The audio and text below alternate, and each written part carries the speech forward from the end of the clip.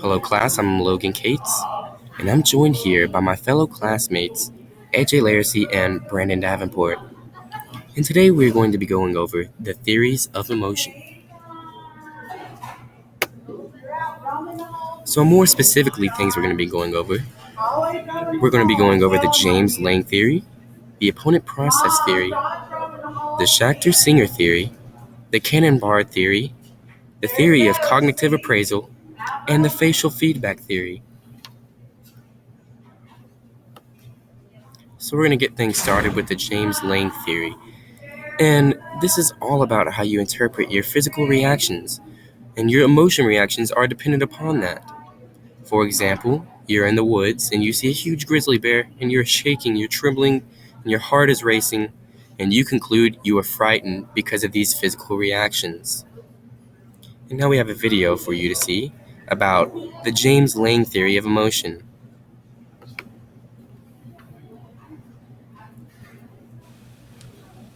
William James explained that we usually conclude that when we experience a stimulus, we form a subjective conclusion, which causes a corresponding subjective emotion, and that our physiological response then follows.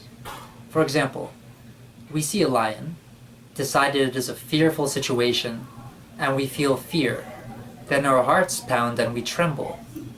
He rejected this sequence, proposing that we actually have an immediate physiological response from the stimulus, and decide upon a subjective emotion after the fact by evaluating the physiological response. For example, we see a lion, our heart pounds and we tremble. We then assume we are afraid because of this heart pounding and trembling. Therefore, he also concluded that each emotion has its own unique physiological reaction. All right. And now I'm going to be passing it off to my fellow classmate, AJ Laracy. Okay, class, we're going to be talking about the opponent process theory. So basically what the opponent process theory states is that your emotions come in pairs, and each emotion is followed by the opposite. An example of that would be extreme happiness, which is followed by extreme sadness.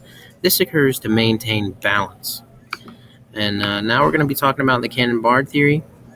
The Cannon-Bard theory states that you feel emotions and then you act upon them. So that you react to the specific stimulus and you experience the corresponding emotion. So if you see an example of that would be you see a man outside and you're afraid, you begin to perspire. And now we're going to talk about Schachter-Singer theory. And this says this is a two-factor theory of emotion. Each example is it is an example of cognitive emotion. The psychological arousal occurs first, then you identify a reason and label it as an emotion. This uses both Cannon-Bard and James Lange theory, and I have a short video to talk about this theory. Bypass Publishing presents Psychology in the Fast Lane, Difficult Topics Explained. Schachter and Singer's two-factor theory. How do you feel? To answer this question, it's important to realize that emotions include cognition, feeling, behavior, and arousal. How these elements of emotion relate to one another has been debated by a number of theorists over the years. The cognitive arousal, or two-factor theory, proposed by Stanley Schachter and Jerome Singer in 1962, states that two things happen when someone encounters a situation that elicits an emotional response. First, physiological arousal occurs within our sympathetic nervous system. Second, cognitive interpretation of the arousal occurs so that we can identify the emotion we are experiencing. Imagine seeing a car crash on your way to work. Obviously, such an event could be traumatic. How do we, as human beings, identify the emotion that such an unexpected event triggers within us? If we rush to help the car crash victim, we might find that our heart and breathing rates increase. These are physiological responses produced by our sympathetic nervous system. The degree of physiological arousal will determine the intensity of emotion that we experience. During cognitive interpretation, we assess the situation and determine what emotion is appropriate. by consciously linking the arousal we're experiencing with what is happening around us. Even though we were not directly involved in the car crash, we might find ourselves experiencing fear and/or sadness. Because we're all different people, situations or experiences are likely to affect us in very different ways. Appraisal refers to the cognitive act of assessing and evaluating the potential impact an event is likely to have on you. Primary appraisal is the initial step in appraisal where a person asks him or herself, "Is this a threat?" If the answer is yes, she will experience physiological stress, perhaps her stomach is knotting up, and an emotional reaction, perhaps anxiety or fear. During secondary appraisal, she has to determine how to cope with the threat.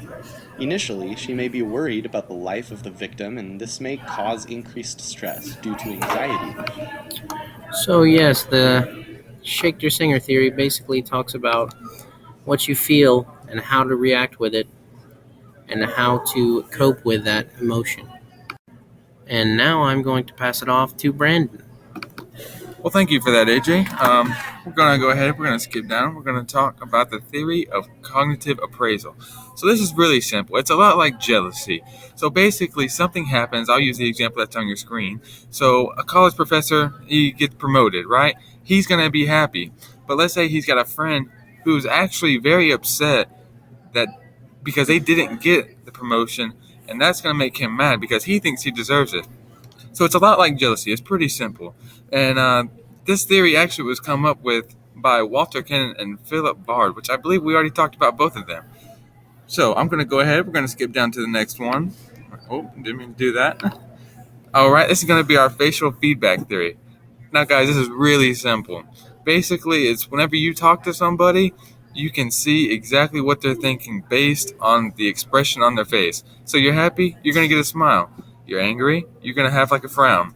You're sad, your face is going to be, just kind of red. You might have some tears coming down. All right, and as you can see, there's some other ones on here. So, well, thank you. And y'all have a great break depending on, what time of the day it is. If it's morning, afternoon, evening, whenever you're watching this. Thank you.